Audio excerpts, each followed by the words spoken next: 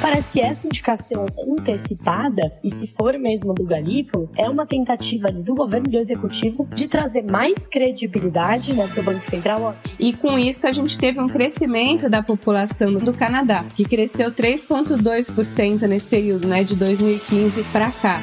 Até 2027, as previsões apontam que esse tipo de comércio online deve movimentar mais de 240 bilhões de dólares no mundo. Galípolo no BC, no Terraço Cast de número 441. Fala, pessoal. Caio Augusto, direto da noite de 18 de agosto de 2024, em Ourinhos, ainda processando a partida recente do incomparável e insubstituível Silvio Santos, ao qual dedicamos esse episódio, para o episódio de número 441 do seu, do nosso Terraço Cast. Me acompanham nesse episódio elas que são do trio mais amado do Brasil. E aí, Raquel de Sá? Alô, alô, terraceiros e terraceiras. Aqui quem fala é ela, a mulher do tempo sem tempo. A mulher do tempo sem tempo que vem hoje com boas novas sobre quem? Sobre o tempo, claro. O que temos no tempo, gente? Eu devo dizer a vocês que aquele inverno, né, que veio aqui e ficou com a gente um tempinho, era um tempinho mesmo, gente. Ele foi embora já e já estamos vivendo sob o raiar do sol de quem? Daquele inverno que a gente gosta, né? O inverno brasileiro. 30 graus de manhã, 18 à noite e tá tudo ótimo. Dá pra dormir com aquele cobertorzinho mais tranquilo, não dá muito frio, durante o dia é gostoso. Então é isso, tivemos o inverno mais breve possível, né, nessa cidade de São Paulo, que durou uma semana e meia, né. Para muitos isso foi horrível, né, isso foi uma duração impressionante, né, muito pequena. Para outros foi uma sofrência profunda, com aquele frio que ardia os ossos. Mas é isso, eu conversei com o São Pedro e ele falou comigo, né, ele falou que é isso, cansou de inverno por hora e que então já estamos entrando no verão, gente, é isso, uhul, verão! Ai, que delícia o verão, é isso. Inverno brasileiro é uma boa definição para essa oscilação de temperatura diária. E se for para entrar no verão, que venha com chuvas. Estamos precisando, porque a umidade anda muito baixa. Fala, Renata Couto. Alô, terraceiros! Oi, Caio, oi, Fernanda. Oi, Raquel. Aqui é a Renata, como vocês sabem, trazendo como sempre o Boletim Internacional. Dessa vez internacional mesmo, tô de volta aqui para Califórnia. E essa semana eu e o Caio, a gente resolveu falar no Boletim Internacional de um assunto bem diferente. A gente, né, tem falado que a gente tá querendo comentar mais, fazer mais comentários aqui a respeito de economia, de políticas públicas e tal, né, menos de política eleitoral, digamos assim. E também variar os assuntos, né, fazer análise de assuntos, né, sai um pouco daquela mesmice de política monetária, de Fed. É claro que a gente, né, quando sai algum dado muito importante, a gente não tem como não comentar, né, porque a gente também aqui, acho que o objetivo também é falar das coisas que vão impactar aí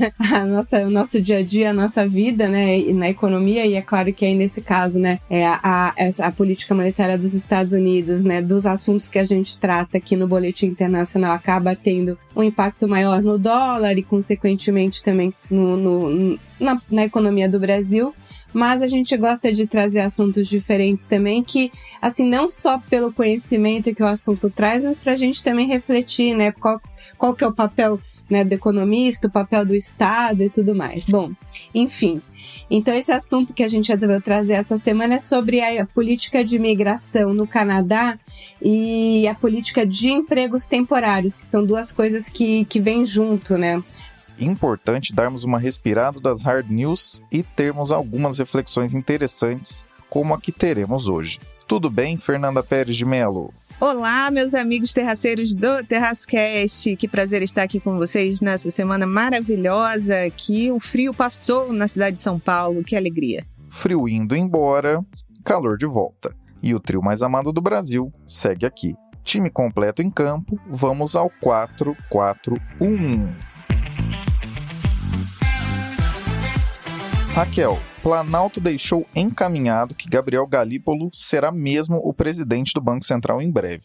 É possível prever se teremos uma gestão mais técnica do que política desde já? E agora, Caio Augusto e queridas companheiras de podcast Fê e Rê, eu venho falar do tema de hoje. E o tema de hoje, eu sei que vocês estão muito cansados, né, de ouvir sobre política monetária, sobre juros, sobre inflação. Ninguém mais aguenta essa mulher do tempo sem tempo falar sobre esses mesmos temas. Mas infelizmente, minha gente, eu não quis fazer aqui uma rima, tá? Mas infelizmente, minha gente, é disso que todos estão falando. É isso que está movendo mercados, movendo manchetes. E na verdade é isso, assim, dentro do universo de coisas que eu posso falar, né? Que, como eu falei, ainda estamos buscando aquele especialista para falar sobre políticas públicas voltadas para o esporte e teremos em breve um episódio sobre isso. Temos mais assuntos que podíamos falar, Raquel? Temos, com certeza, mas infelizmente Raquel não consegue falar de mais assuntos, a não ser política monetária e juros. Né? Eu roubei isso da Fê, né? A Fê que já estava cansada de falar, não a Rê que estava super cansada de falar sobre isso, mas agora saímos do internacional e viemos para o doméstico falar mais uma vez de quê? De política monetária e juros. E dessa vez o tema, como o Caio Augusto, meu querido âncora, adiantou, é a indicação do novo presidente do Banco Central. Bom, gente, vamos lá. Para esse assunto virar um assunto, dá pra gente trazer dar uns passinhos para trás, né, falando desse tema. Por que vai ser indicado um novo presidente do Banco Central? Porque, desde que foi aprovada a autonomia formal do Banco Central, né, ali no Congresso, foi determinado que os diretores e o presidente do Banco Central passariam a ter mandatos fixos. Então, muita gente achava, mas o que é essa autonomia do Banco Central que foi aprovada e tal? E muita gente não entendia direito o que significava isso na prática, né? Legal, agora a gente tem um Banco Central autônomo. O que isso quer dizer? Isso quer dizer que o Banco Central, os diretores e o presidente passariam a ter mandatos fixos. A gente fez aqui um episódio especial sobre isso.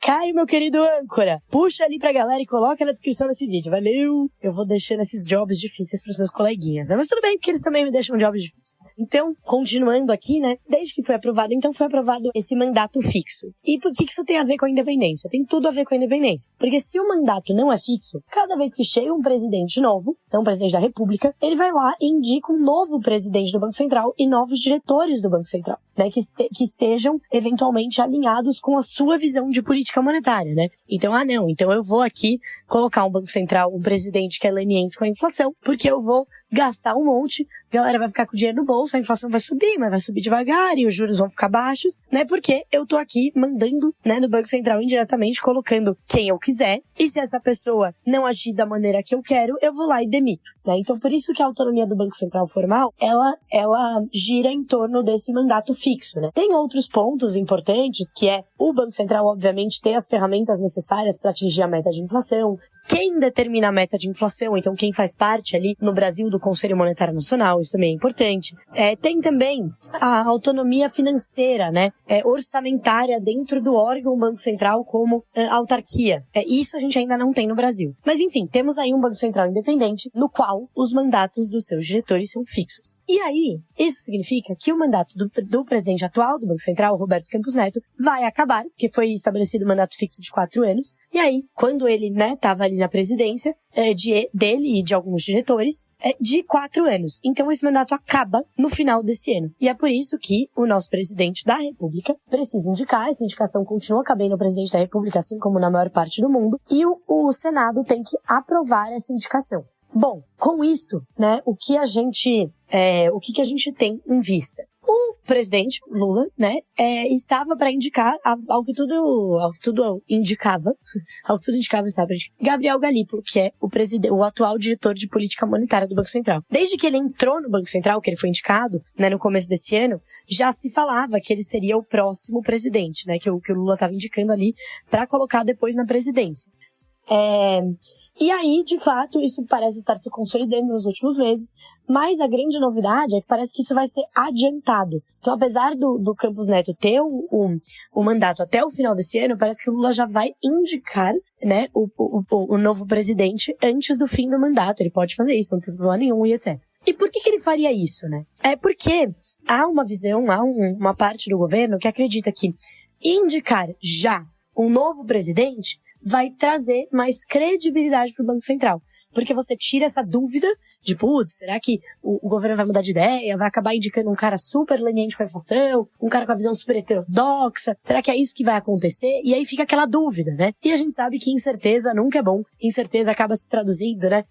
Por exemplo, quando a gente fala de inflação, acaba se traduzindo em expectativas de inflação mais altas e coisas do tipo, porque não sabe quem vai estar lá à frente do Banco Central no futuro. Vai que é um presidente ali, né? Que é mais leniente com a inflação, etc. Então tem essa expectativa né, nas últimas semanas cresceu aí a expectativa de que o governo já indique, né, o novo presidente do Banco Central. E tudo indica que será Gabriel Galípolo. Pode ser outro nome, claro, mas tudo está indicando que será ele. E aí vem a pergunta, né, será que a gente vai ter uma gestão mais política? Será que por ele ser indicado? Assim, gente, vale lembrar que, como eu falei, todos os presidentes do Banco Central, né, aqui no Brasil, são indicados pelo presidente da República. Assim como é, por exemplo, nos Estados Unidos, né? Então, não dá pra gente falar, como ele é um indicado político, ele vai ser mais político. São todos indicados políticos. Só que é claro que a gente já teve na história presidentes do Banco Central que foram mais ou menos, vamos dizer assim, flexíveis com a ingerência política, né? E antes da gente ter a nossa aprovação da independência, né, dali com os mandatos fixos, da autonomia do Banco Central, a gente teve, né, presidentes do Banco Central ali que eram, enfim, indicados e reindicados ou, enfim, ficavam um tempão ou ficavam menos tempo. Então a gente teve o Meirelles ali no primeiro governo Lula, a gente teve o Tombini acabou ficando muito tempo, né, no Banco Central também, então não tinha essa de, enfim, de ficar só 4 anos, né, e dava pra ficar menos ou mais de 4 anos, então tinha essa ingerência política maior. Mas como eu falei, sempre foi, né, uma indicação política. E o que a gente tem visto até agora? A gente tem visto o Gabriel Galípolo, depois daquela decisão dividida do Copom, que a gente falou aqui, né, lá em maio, se não me engano, né, que a gente teve a decisão dividida, quem que votou foram todos os diretores indicados pelo Lula, votaram ali por mais um corte, e os outros votaram por manutenção, então, né, começou a criar ali aquela incerteza, aí depois veio aquele período em junho de muito ruído entre Banco Central e presidente, né, ali o presidente Lula falando, não, porque tem que baixar os juros, é um absurdo, blá blá blá, e agora houve uma mudança de postura bem substancial, né, a gente vê, o presidente Lula deu uma entrevista, né, recente na semana passada, falando exatamente assim, né, se precisar subir os juros, que suba os juros. Então eu acho que tem teve essa mudança de postura, né, e a questão ali do Galípolo, né, de como que ele vai ser o posicionamento dele, eu acho que vai bastante nessa direção, né, as últimas comunicações do Galípolo foram bastante fortes, inclusive, como a gente chama no mercado, né, de hawkish, ali os falcônicos, né, então veio ali, uma comunicação forte contra a inflação, dura, né, bem em linha ali do que vinha falando o Campos Neto e outros diretores, então parece que essa indicação antecipada, e se for mesmo do Galípolo, é uma tentativa ali do governo, do executivo, de trazer mais credibilidade, né, pro Banco Central. A gente já vai indicar para tirar essa incerteza, e vai ser o Galípolo, ele é um cara que ele tá aqui falando duro, né, falando contra a inflação, não tirando a alta de juros da mesa, e isso faz, qual que é o impacto disso, né? Isso tem feito com que as apostas de que a Selic vai subir cresçam. O que é meio maluco, né? Porque é meio contraditório, porque se ao mesmo tempo todas essas falas mais duras e a potencial redução da incerteza traria menor precificação de risco, então assim, o dólar deu uma cedida, né? A gente teve a curva de juros ali, né? Os juros futuros também deram uma cedida. Então aí não precisa subir os juros, né? Então, se tá acontecendo tudo isso, o que vai subir os juros, né? Mas a mensagem, assim, a percepção tem sido de que, vamos trazer esse choque de credibilidade. Daí, eventualmente, o Banco Central, e daí valendo dizer, né, que isso é bem diferente. Uma coisa é o choque de credibilidade que o governo quer dar, e outra coisa é a postura que o Banco Central vai tomar, que, como eu falei, independente, né? Mas se for isso, e se o Banco Central tomar uma postura de, agora vamos subir os juros, porque as expectativas ainda estão desancoradas, porque a gente precisa trazer a inflação de volta para a meta, né, para a meta de 3%, e as expectativas estão acima disso, aí você vai ter esse choque de credibilidade do lado do Banco Central, né, uma elevação de juros, e do lado, né, do executivo no sentido de já indicar um novo nome, né? Então parece ser o caminho, né? Isso seria um caminho que, enfim, eleva a Selic de novo, a gente volta a ter, né, ali provavelmente o impacto ali, né, nos investimentos, a gente tem um impacto negativo, né, em bolsa e tal, mas pode ser que não, né? Essas coisas nem sempre são tão lineares, né? Por quê? Eventualmente a gente tem uma elevação de juros e há uma percepção ali de investidores que, teve, então quer dizer que o Banco Central não é leniente, quer dizer que vamos continuar com uma política monetária, né, com credibilidade, que vai controlar a inflação, isso é bom, e aí tem uma reação positiva até, né, na Bolsa, por exemplo. Mas vamos ver, né, aguardar as cenas dos próximos capítulos aqui de política monetária, dessa vez não é o Brasil e o fiscal, mas é claro que tem tudo a ver com o Brasil e o fiscal, porque tudo isso de, expectativa desancorando e tal, tem muito a ver com o quê? Com a política fiscal, né? De quanto mais o governo sinalizar ali, né, que não vai conseguir cumprir as regras fiscais, que talvez tenha que mudar a meta fiscal, etc. Tudo isso vai na mesma direção, né? Quando a gente caminha, olha para a direita, para a política monetária, isso está impactando ali as expectativas de inflação no futuro e etc. E o câmbio, e tudo isso voltando para a inflação. Então, todo aquele mecanismo que a gente já conhece, né? Que é incerteza, ruído, expectativa e câmbio, inflação, juros, né? Na minha cabeça tinha uma flechinha entre tudo isso, tá, gente? Então, vocês imaginem comigo aqui essa flechinha. Logo de cara, sobre o episódio que a Raquel citou, trata-se do episódio especial de dezembro de 2020 com Nathalie Verne, que tem como nome, anota aí, Entenda de Vez Autonomia/Independência do BC no Terraço Cast de número 218. Anotou aí direitinho? Qualquer coisa volta um pouquinho para anotar, porque esse episódio é bem legal. Naquele episódio, a discussão é feita sobre qual a mudança legal aprovada pelo Congresso e o que ela significa para ações e missões do Banco Central. Vale a pena voltar lá para entender com mais detalhes. Sobre a grande pergunta desse assunto, se a gestão de Galípolo será mais política ou mais técnica, ainda é muito cedo para garantir qualquer coisa. Pelo menos até o final de 2025 é muito difícil cravar alguma coisa. Em todo caso, alguns pontos ficam na mesa. Em primeiro lugar, durante os primeiros 2 mandatos de Lula não havia garantia legal de autonomia e, mesmo assim, Meirelles e seus diretores tomavam as decisões técnicas que achavam pertinentes. Diga-se de passagem, quem criticava dia sim e dia também o Banco Central naquela época era o então vice-presidente José Alencar. Em segundo lugar, com a legislação que define a autonomia do Banco Central, de novo, volte ao episódio 218 de dezembro de 2020 para entender mais profundamente sobre esse assunto. Com essa legislação que define a autonomia do Banco Central, a definição de que um presidente da República vai indicando diretores e o próprio presidente do Banco Central, e que isso dura metade do próximo mandato, significa, na prática, que os efeitos de eventuais indicações políticas são mais longos e prejudiciais do que o normal, ao passo que boas e técnicas indicações têm mais estabilidade e capacidade de ação por terem mais tempo.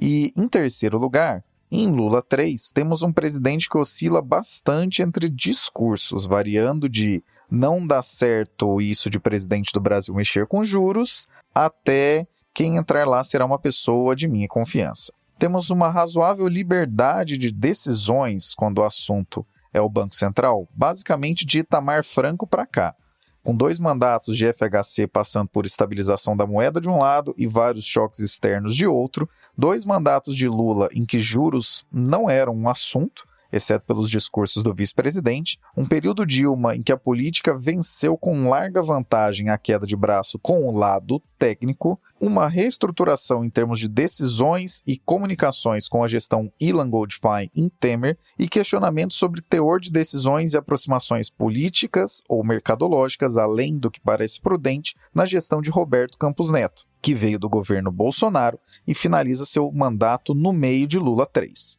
O meio legal de autonomia é bem recente e vale a pena sabermos como funciona essa estabilidade diante de mudanças políticas de tamanha magnitude, como observamos recentemente. O que podemos saber é, tal qual verificamos em outros exemplos no mundo que também contam com tal autonomia legal, quando um banco central consegue tomar suas decisões de modo técnico e não focado nas emoções de curto prazo dos mercados e ou dos meandros políticos, quem sai ganhando é o poder de compra da moeda. Aliás, fica aqui uma bela recomendação. A Inteligência Financeira produziu um podcast em 7 episódios falando com grandes nomes que fizeram parte do nascimento do Plano Real, que completou 30 anos agora recentemente. E vale muito a pena ser ouvido, não apenas para entender o tamanho da dificuldade que passou nossa moeda em seus primeiros anos, como também para refletir sobre os desafios que ainda precisamos solucionar. O podcast se chama Plano Real, a moeda que mudou o Brasil. Está aqui no Spotify e também em outras plataformas.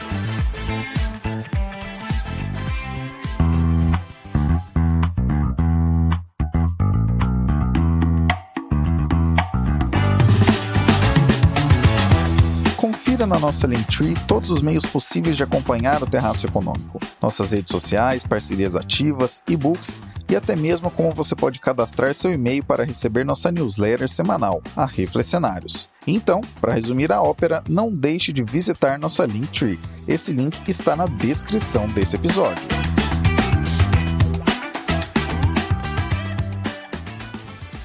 Renata com o Boletim Internacional.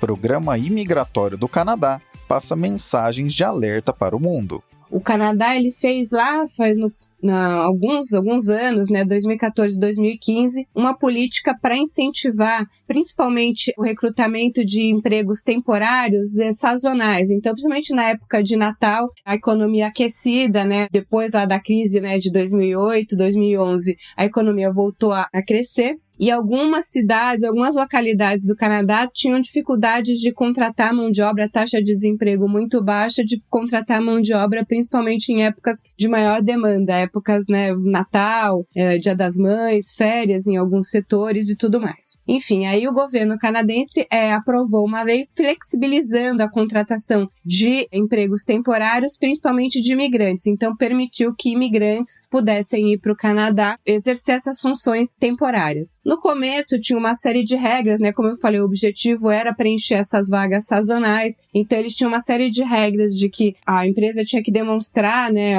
essa demanda, o desemprego na cidade não podia estar crescendo, porque se tem desemprego, então por que você está trazendo gente de fora e tudo mais, então tinha uma série de limitações, mas conforme foi passando o tempo, essas limitações foram também sendo flexibilizadas, principalmente depois da pandemia, durante a pandemia, para você trazer mais imigrantes e tudo mais. E com isso a gente teve um crescimento da população do Canadá, isso acabou impactando um crescimento da população do Canadá, que cresceu 3,2% nesse período, de 2015 para cá. E esses números de imigrantes têm aumentado a cada ano. Em 2023 foi recorde. Isso acaba impactando, tem vários impactos na economia, Primeiro que você tem ali uma mão de obra pouco especializada, são trabalhos ali de baixa remuneração e você aumenta, o custo de vida nessas cidades que estão recebendo esses imigrantes, porque é uma mão de obra barata, que está em busca ali de oportunidade por qualquer preço, então acaba levando,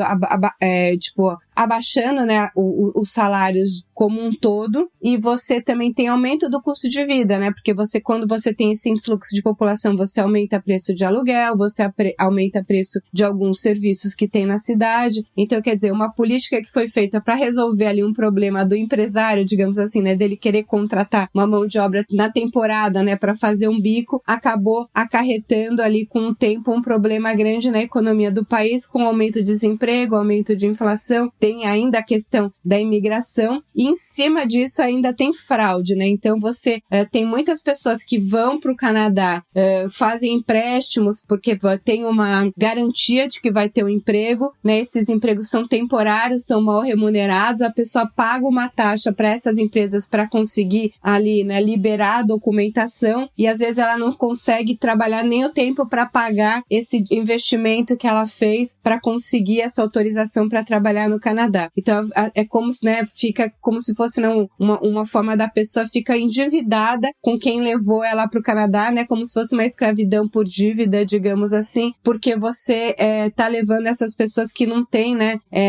que tem esse sonho, de morar em outro lugar, acha que vai ser uma grande maravilha, e aí acaba tendo esse problema aí de que é demitido às vezes e não consegue nem pagar a dívida, e acaba trabalhando por qualquer merreca só para poder fazer frente ao investimento inicial que teve que fazer para mudar. Então essa era uma outra reflexão, que eu estava comentando com o Caio, que a gente queria fazer aqui, não só de quanto uma política pública tem que ser pensada, porque às vezes você quer resolver um problema e você acaba causando outros problemas maiores, que não é toda a flexibilização, que às vezes o Estado realmente tem que regulamentar algumas coisas, principalmente no mercado de trabalho. Eu não sei se principalmente, mas no mercado de trabalho, porque você tem aí, uma discrepância de poder de negociação dos empresários com relação aos trabalhadores, principalmente quando a gente está falando de imigrantes de mão de obra pouco qualificada, mal remunerada. E também essa questão, que a gente queria falar de, que as pessoas acham que viver em outro país é uma grande maravilha, que qualquer coisa, qualquer problema, vamos sair do Brasil. A gente tem essa mania, de falar muito mal do Brasil, e não só falar mal, mas assim, querer sair. Mas a gente sabe que a vida de imigrante, eu que estou voltando a morar no Brasil, posso falar aí, tem como dizem aí o pessoal, lugar de fala para dizer isso. É assim, mesmo que você venha em condições muito boas, eu vim para os Estados Unidos condições, numa condição super privilegiada e tudo mais, mas mesmo assim, a vida de imigrante não é fácil. Se você ainda vem, assim, numa situação dessas, né, de que você não tem uma estabilidade financeira, num país ainda mais como o Canadá, né, não sei se vocês conhecem, tem um vídeo no YouTube bem antigo, mas que viralizou aí há muitos anos atrás, que é um argentino que foi morar no Canadá, e no começo ele muda no verão, né, ele se muda da Argentina pro Canadá no verão canadense, então no começo tudo é uma maravilha, e quando começa a nevar tudo é lindo, e depois ali de meses e meses de frio a coisa começa a não é esquentar, né, a esfriar, porque realmente assim a vida, né, de imigrante não é fácil no Canadá, é mais difícil ainda. Mas é isso, era isso que a gente tinha para comentar com vocês aqui no Boletim Internacional essa semana. Eu vou comentar um pouco mais, né, esses últimos boletins internacionais que eu tô fazendo aqui internacionalmente, eu vou comentar um pouco mais essa questão aí de mudança, né, da vida de imigrante. Acho que pode ser interessante vocês quiserem comentar aí, né? Aliás, a gente sempre gosta de ouvir o feedback de vocês. Se vocês gostam mais dessas análises mais diferentes, ou se vocês preferem mais o dia a dia do FED mesmo, se vocês puderem dar esses retornos pra gente, sempre é bom. E eu também vou contar um pouco mais, né, de como é que é a vida de imigrante, e de como é que faz mudança, saída definitiva, volta definitiva, porque eu acho que é também sempre um assunto que acaba interessando. E vou falar também um pouco do Vale do Silício, que eu já combinei com o Caio que a gente vai fazer um especial aí nas próximas semanas sobre a economia do Vale, o que fez o Vale do Silício ser o que é, e como é que tá a questão aqui da decadência do Vale do Silício, né? A gente escuta muito falar, São Francisco tá o caos, né? Tem um monte de gente na rua, né? Com a liberação da maconha e tudo mais. O que eu vou comentar com vocês? A gente vai fazer um boletim internacional aí sobre o Vale do Silício. Eu vou falar um pouco mais aí do que mitos e verdades sobre o que tá acontecendo aqui. Esse assunto foi trazido aqui para o TerraçoCast para uma discussão sobre o bom e velho "devo ir embora do Brasil?". Para começar, recentemente em nossa newsletter falamos sobre esse assunto, por essas e outras que você deveria colocar logo seu e-mail no mail, para não perder esse tipo de coisa. Por um lado, quando olhamos a questão demográfica, temos que o mundo todo vai diminuindo aos poucos a quantidade de reposição populacional. As taxas de natalidade e fertilidade vão diminuindo, o que são nomes complicados e técnicos para as pessoas têm tido menos filhos a cada ano que passa. Cada vez é mais comum encontrar pessoas com 2 filhos ou menos do que com 3 filhos ou mais. E como o efeito dessa queda na reposição populacional é ainda mais intensa em países desenvolvidos, há um claro incentivo desses mesmos países em oferecer meios de ver sua população aumentar via fluxos migratórios. Por outro lado, a grande complicação é que esses programas são de difícil calibragem, porque se atrair pessoas facilita repor a mão de obra do seu país, a linha entre esse benefício e o peso ser maior sobre os seus serviços públicos do que você eventualmente pode suportar é muito tênue. Não se trata de imaginar que as pessoas saem do Brasil para, com muitas aspas, usar os benefícios públicos de outro país, fechando aí essas muitas aspas. Mas, para pensar um pouquinho. Você encontrará no exterior as mesmas condições, ou ao menos parecidas com o que você tem no Brasil? Culturalmente, tem preparação mental para uma cultura totalmente diferente da sua? E se algo der errado, tem dinheiro para voltar embora ou vai ter de contar com benefícios sociais de um país que com certeza você sequer gostaria de pensar em contar? Cada um tem suas decisões pessoais e pesa dos dois lados da balança, o dos custos e o dos benefícios. O que pedimos a vocês é que reflitam o mais racionalmente quanto possível for antes de tomar uma decisão dessa magnitude. Afinal de contas, como me disse certa vez um grande professor de finanças que tive na faculdade e que morou 1 ano e meio na Califórnia com a família em um período de estudos, abraço Cláudio Lucinda, uma coisa é ir para a Disney 15 dias, outra bem diferente é viver uma realidade absolutamente diversa da sua, com todos os prós e contras e sem a possibilidade imediata de voltar. Ah, e sim, sobre os pontos que a Renata falou, permaneçam na escuta, porque vem episódio especial por aí.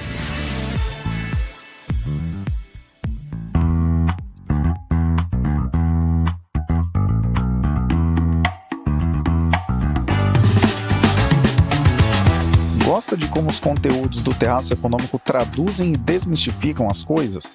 Saiba que não fazemos isso apenas com a análise dos cenários, mas também para parceiros comerciais. Para saber como o seu negócio e o nosso negócio podem ser parceiros, Visite na nossa Linktree o item Contrate o Terraço. Quem sabe seu produto ou serviço pode não apenas ganhar uma descrição mais adequada, como também acessar as centenas de milhares de pessoas que nos acompanham todos os anos. Já pensou?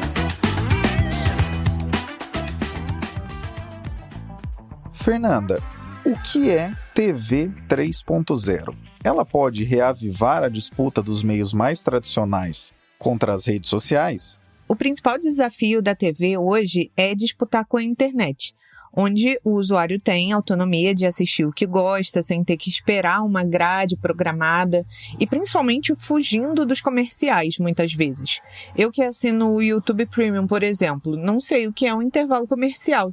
Do lado das marcas anunciantes, a grande vantagem da internet é conseguir exatamente segmentar o público e economizar recursos. A TV, como abrange muita gente, né? Muitas pessoas de diferentes interesses sentavam, né, para assistir uma novela, um jornal nacional. A TV era vista como um lugar onde a publicidade gastava muito, como se fosse matando uma mosca com um tiro de bazuca. E a internet consegue ser um sniper. Acontece que agora o Conselho Diretor da Anatel aprovou o investimento de mais de 90 milhões de reais com os recursos remanescentes do leilão do 4G para a inovação tecnológica de uma das revoluções mais esperadas do setor de radiodifusão, que é a TV 3.0. O principal ponto da TV 3.0 é maximizar a interatividade das emissoras de TV aberta com a audiência.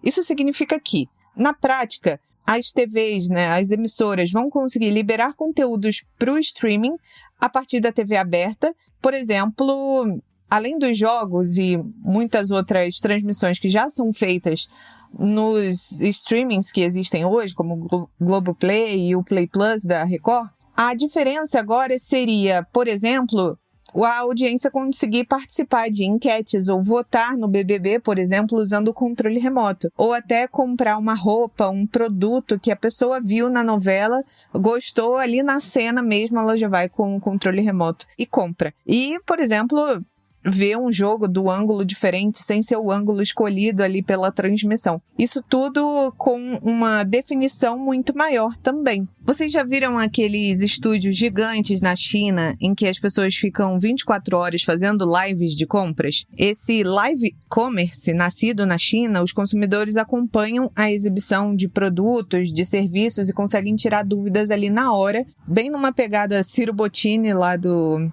programa, né, do canal de compras, e as pessoas conseguem interagir e ir comprando em tempo real. Até 2027, as previsões apontam que esse tipo de comércio online deve movimentar mais de 240 bilhões de dólares no mundo, o equivalente a mais de 1 trilhão de reais. Só na China, essa indústria já movimenta cerca de 400 bilhões de dólares, segundo os dados da Rest of the World. A expectativa também é que, finalmente, esse modelo de live commerce, de vender produtos durante uma transmissão online, que pegou muito na China, avance aqui no Brasil, porque, apesar de já ter chegado na internet do Brasil, ainda não decolou, né? É bem possível que com a TV 3.0, isso comece a ser visto aqui no Brasil com mais frequência. A tecnologia da TV 3.0 está programada para chegar a ser implantada em 2025, começando pelas grandes capitais do Brasil. As universidades brasileiras e os parceiros da indústria e do setor de radiodifusão têm desenvolvido os padrões tecnológicos que as futuras TVs precisarão ter a partir de 2025.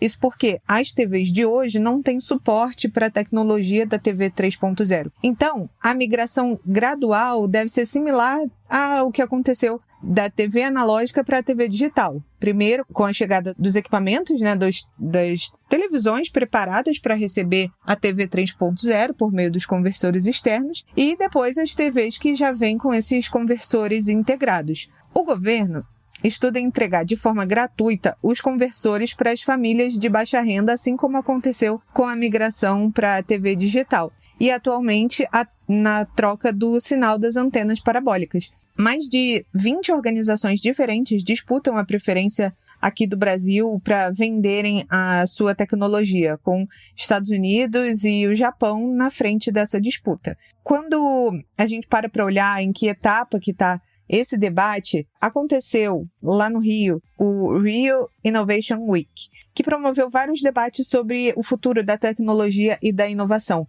E o tema da TV 3.0 foi muito presente. A Globo, por exemplo, participou de 20 painéis sobre esse assunto, sobre interatividade, mantendo a gratuidade da TV aberta. Então, é um tema que vai estar cada vez mais presente, principalmente as pessoas explorando novas formas de anunciar, que é exatamente onde o dinheiro está. Nós escolhemos esse tema para falar nessa semana e ontem a gente foi surpreendido com a notícia do falecimento do Silvio Santos, o ícone da TV brasileira. Eu quero deixar aqui uma homenagem para alguém que nunca abandonou a curiosidade para as novidades, e eu tenho certeza que de onde ele estiver, ele com certeza está orgulhoso desse caminho que a TV brasileira está tomando, né? A TV não morreu. E aí, o que vocês me contam? TV 3.0 será uma experiência bastante interessante. Segundo dados de 2023 do IBGE, 76,1% dos brasileiros têm acesso a um telefone celular e, em 2022, 98,9% das pessoas preferiam acessar a internet por meio de seus celulares. No mesmo 2023, e novamente segundo o IBGE, 94,3% das casas brasileiras têm acesso à televisão. E, vejam só, os números de quem acessa a internet pela televisão nas chamadas Smart TVs ou usando equipamentos que adicionam possibilidades do tipo a TVs comuns, esses números têm crescido fortemente nos últimos anos. Esses números, no caso, de quem acessa a internet pela televisão. Em 2016, apenas 11,3% das pessoas acessavam a internet pela televisão e, em 2022, esse percentual já subiu para 47,5%. Sabe o que todos esses dados indicam? Que a disputa que parecia perdida para a televisão com o modelo tradicional de publicidade que tanto se esvaiu, pode passar por uma reversão impressionante com os meios de direcionamento que serão trazidos pela TV 3.0. Talvez você que ouve agora tenha uma reação cética a isso, pensando que as pessoas assistem muito menos televisão do que acessam o celular todos os dias. Mas não se esqueça de um detalhe bastante relevante. Grande parte do Brasil ainda tem como meio primordial de acesso informacional a televisão aberta, independente do tamanho das críticas que o teor das televisões, principalmente pelo lado político, andam tendo. E um outro detalhe bastante relevante que a Fernanda trouxe. O governo muito provavelmente vai distribuir equipamentos que permitem que televisões comuns se transformem, né, com muitas aspas aqui, né, não estou entrando na tecnicidade da coisa, até porque eu não entendo nada disso. O governo deve distribuir muitos equipamentos que transformam TVs comuns em Smart TVs. Então, né, a capilaridade que isso tem, a possibilidade que tem desse percentual de pessoas que acessam a internet pela televisão, de crescer é muito grande, dado que praticamente 100% do Brasil, 94,3% para ser mais exato, tem acesso à televisão em casa. Ainda falta esse avanço de infraestrutura acontecer para que o percentual das pessoas que acessam a internet pela televisão e, portanto, poderiam fazer parte da TV 3.0, enfim, aumente. Mas, de novo, pode ser que o governo contribua bastante aumentando isso nos próximos anos. E você, acha que vai pegar? Ou nem desse jeito a televisão conseguirá reverter seu modelo de negócios? Quem sabe a gente possa ter um episódio especialíssimo em breve sobre esse assunto. Continue ouvindo que você não irá se arrepender.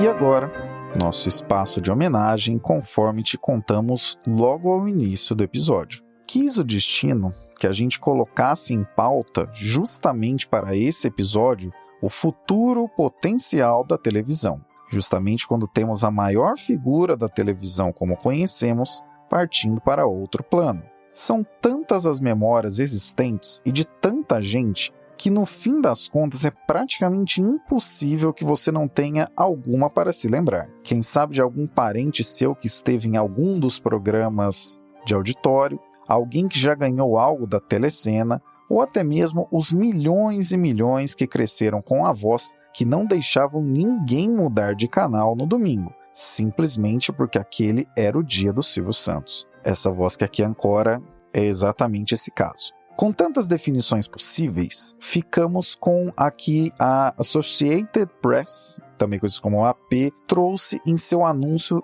da passagem de Cenoura Bravanel, Brazilian Entertaining Legend, ou, em tradução nossa, a lenda brasileira do entretenimento. Tal qual outras figuras que já foram homenageadas em outros episódios aqui do Terraço Cast, certamente temos em Silvio Santos uma figura insubstituível, inesquecível e única, por basicamente todas as óticas que se possa observar. Que esteja em outro plano, dando sua gargalhada característica e revendo velhos amigos das tantas décadas que dedicou a alegrar gerações diferentes dos mais diferentes modos possíveis. Obrigado, Silvio. Você e seu legado jamais serão esquecidos.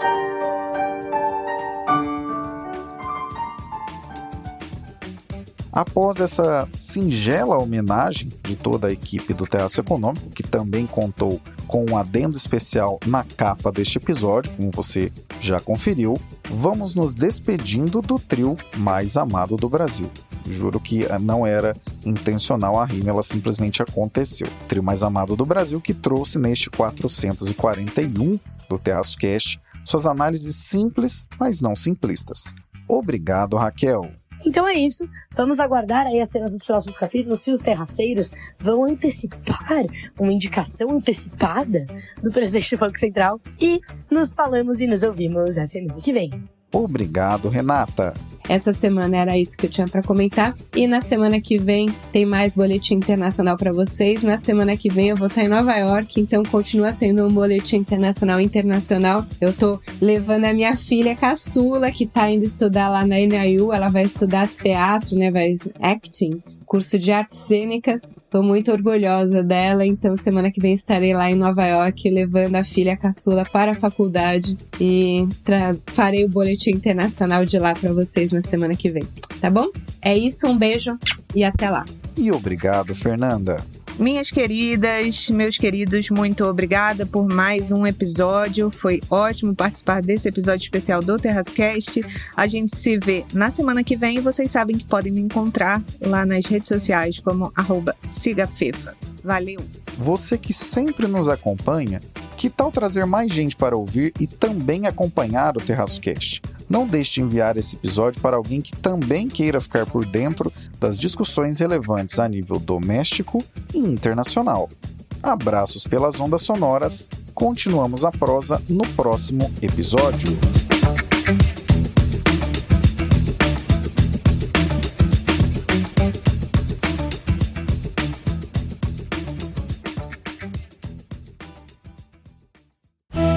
Este episódio foi editado por Atelas, soluções em áudio para podcasts.